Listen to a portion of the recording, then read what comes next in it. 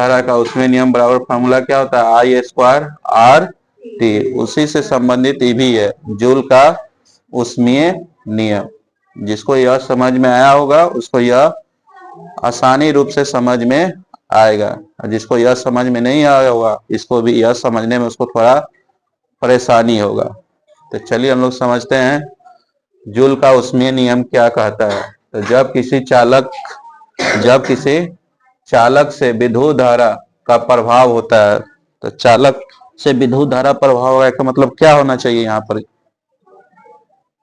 यहाँ पर क्या होना चाहिए जिसे चालक, मान ली किसी चालक से कोई चालक लेना है और जिसे क्या लेना है, विद्युत धारा का प्रभाव कराना है। तो कोई चालक क्या होगा, यहाँ सोना चांदी मान लेते, तार हो सकता है, तार तांबा का तार मान लेते, ये क्या होगा आपका तार हो गया। इसमें क्या हो रहा है, विद्युत धारा का प्रभाव हो रहा है, ठीक है। इसमें विद्युत धारा का क्या हो रहा है, यह प्रभाव हो रहा है।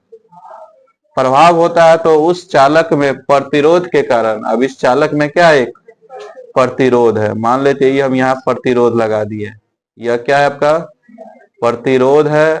यह जो जा रहा है यह क्या है, विद्युत धारा है। पूरा क्या है, तो चालक पदार्थ है। ये क्या है, पूरा वस्तु चालक। मतलब ये चालक करने का मतलब तार हो सकता है, छड़ हो सकता है, छड़ मतलब लोहा जी भी हो सकता है, सोना हो सकता है, कोई भी वस्तु चालक ले सकते हैं।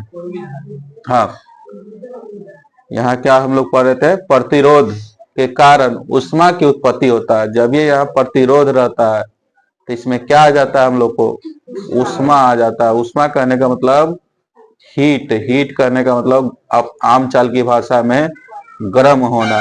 क्या होना, गर्म होना। कोई भी चीज देखता होगी, तार सीधे गर्म होके जल जाता है, घर उस समय लगा रहता है तो तार काला गर्म हो जाता है, काला जल जाता है।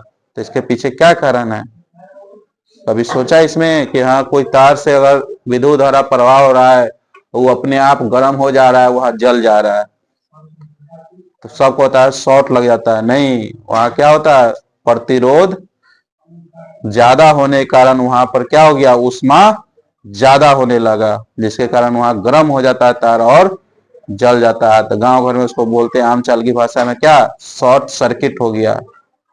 लेकिन उसका सही अर्थ हम बोलेंगे क्या, वहां पर प्रतिरोध की मात्रा अधिक हो गया। प्रतिरोध की मात्रा अधिक होने के कारण क्या हो गया, तार गर्म हो गया और उष्मा उसमें से ज्यादा आने लगा, जिसके कारण